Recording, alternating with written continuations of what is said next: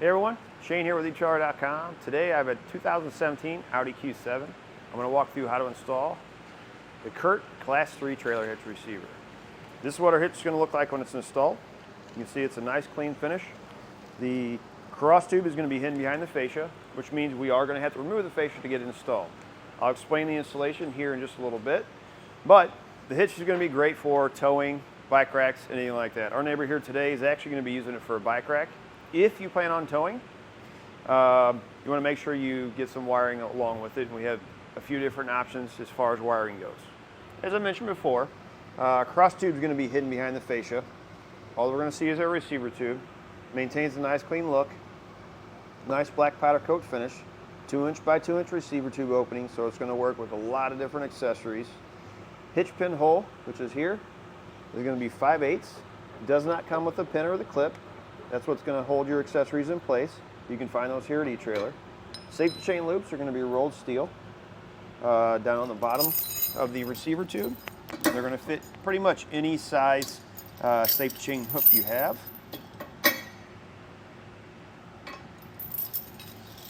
As far as our measurements go, from the center of our receiver tube or our pinhole to the outermost part of our fascia, we're looking at about 3.5 inches. You want to keep that number in mind for any accessories that may fold up.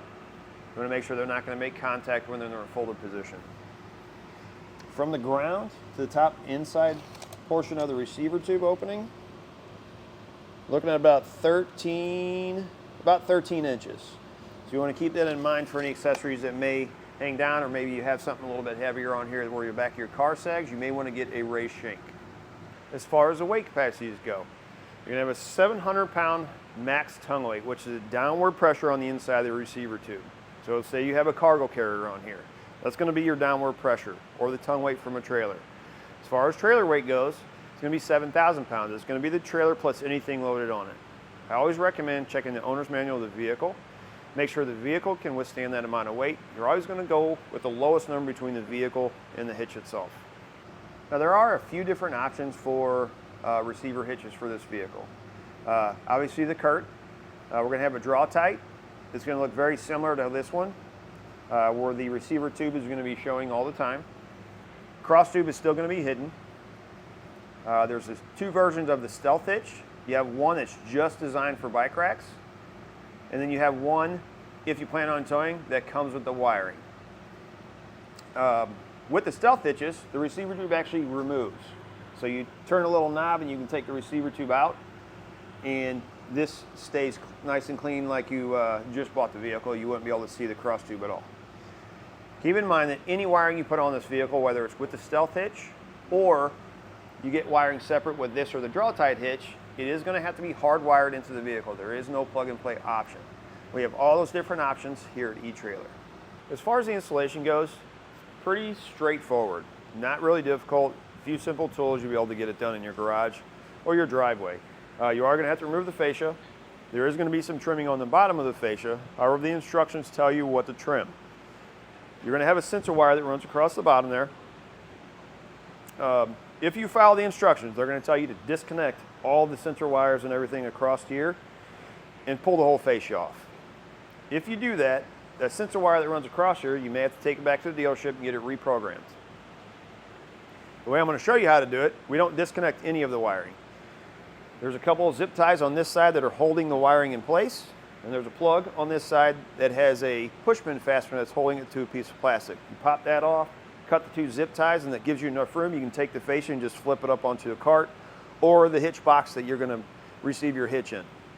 That'll keep you from having to disconnect any wiring whatsoever, and you may not have to get that sensor wire reprogrammed once you put it all back in place. Now that we've gone over some of the features, follow along with me. I'll walk you through how I installed it. Start our installation. We're going to start on our passenger side. Inside the wheel well liner, we're going to have, or inside the wheel well, we're going to have a couple of screws we need to remove. We're going to use a T25 Torx bit. We'll have one here.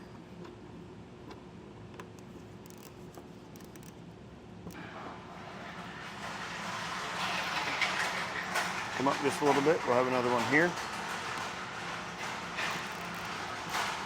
Then across the bottom, we're going to have 4 screws we need to remove using the same bit. And you're going to pull your wheel well liner out. You're going to have one here.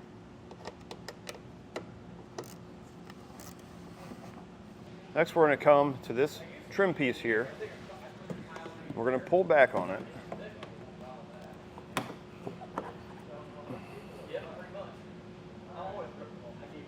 And get our trim panel tool in here. And there's a clip. It might be kind of hard to see now. Once I get it off, I'll show you.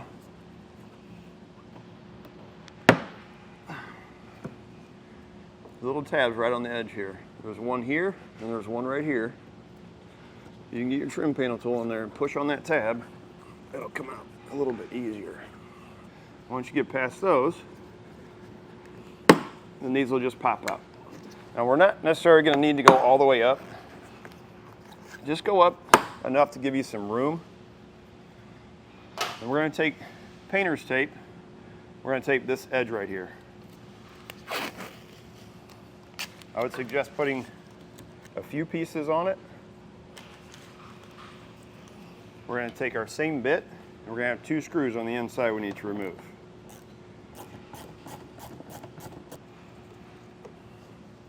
Next thing I want you to do is this top line here, we're going to take these 2 edges. The reason we're doing this is because we're going to have to remove the fascia. When we remove the fascia, we don't want these 2 body lines, when we go to put it back together, if they touch, we don't want it to chip that edge. Or, for instance, if these 2 panels happen to overlap, we don't want them to scratch each other. On the underside of the vehicle, the instructions don't say this, there's going to be 4 screws that run right along this bottom, and they hook to a plastic piece that is connected to the body of the vehicle. You're going to need to remove those as well. We'll use the same T25 Torx bit. As far as the driver's side, in hardware, removing the hardware, everything's going to be the same. If you notice on our driver's side, I have this whole side taped. The first hitch I ever did on one of these cars, it says not to remove the wiring behind it. The instructions for this hitch say to remove all the wiring. The problem is if you remove the wiring and the vehicle cannot have the wiring removed, you have to take it back to the dealership to get the vehicle reprogrammed. So because of the conflicting information, we're going to play it safe. We're not going to disconnect the wiring. You're going to take this whole side, we're going to take the fascia and peel it off, and we're going to set it on the cart. The reason we take this side is because I don't want the fascia, when it's sitting on the cart, to touch the side of the car. If it does, it could scratch the paint. So we're going to get an extra set of hands. I've got this kind of pulled back here. I'm going to start on that side. I'm going to pull it this way. And there's a little bit of wiring inside with a couple zip ties we're going to cut to give us a little bit of extra room. As I mentioned, we're going to start here on the passenger side. All you're going to do is just kind of pull out on it.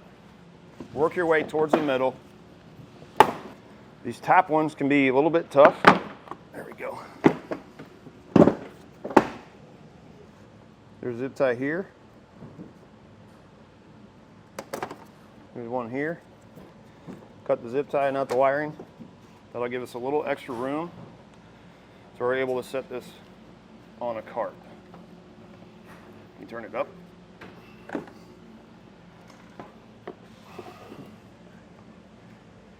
There's a little plug here, plastic push pin fastener on it. It sits right here. Go ahead and pop that out. That'll give you a little bit of extra room. If you're doing this on the ground, use the box that your hitch came in, set it on the ground right here, and you can set your fascia right on top of it. Take an 18mm socket with an extension. We're going to remove the 4 bolts on each side. What I suggest is leave one of them loose to where you can get it off by hand so that the bumper beam doesn't just fall off when you're doing the other side.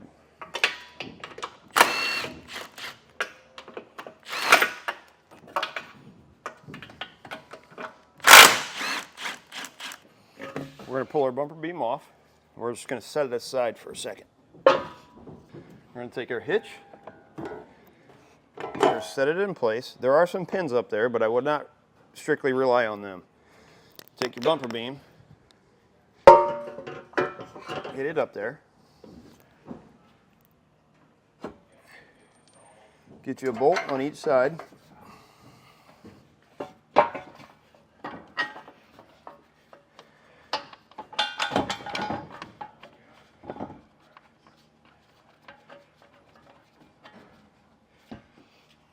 That'll hold it in place while you reinstall the hardware.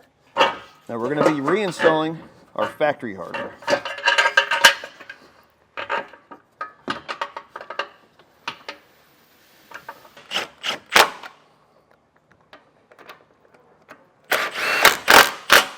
Once you get your hardware in place, this inside one's going to be kind of hard to get to unless you have real small hands. I don't. So we're going to feed this inside one in. Just make sure when you're doing this, you're not going to cross thread the bolt. Once you get it in, you can tighten all your hardware. Once you get everything tightened, you're going to come back and you're going to torque it to the specifications in the instructions.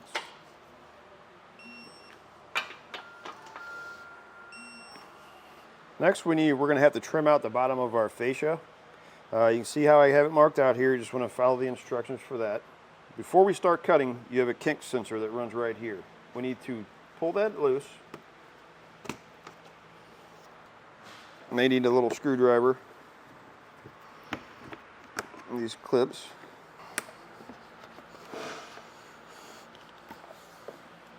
And we're going to set this to the side. I'm going to use a rotary tool with a cutting blade on it.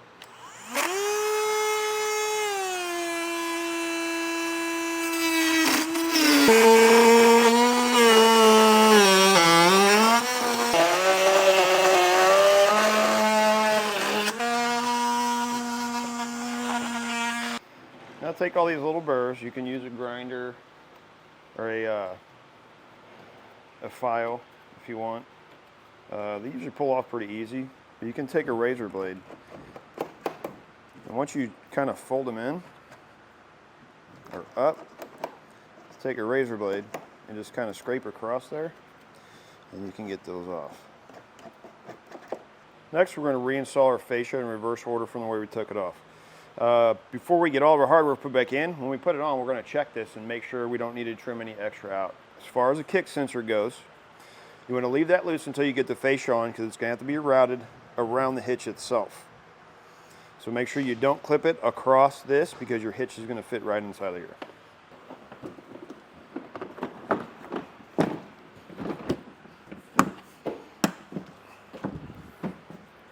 We've got our fascia set back in place. We've checked the cut's good. We're not going to forget about our sensor wire. We're still going to have to put that in place. So what we're going to do is we're going to go ahead and get all of our hardware put in the sides. And underneath here, on each side, we're going to save the 4 bolts that run across the center till last after we get the sensor wire put back in. On your trim piece, if you have to pop it all the way off, if you notice this rubber piece right here comes off out of this hole, pop this whole trim piece off. These little tabs, you're going to squeeze them in, and you need to take that rubber piece out and put it back in the hole before you put this on, or you're not going to be able to get that in there.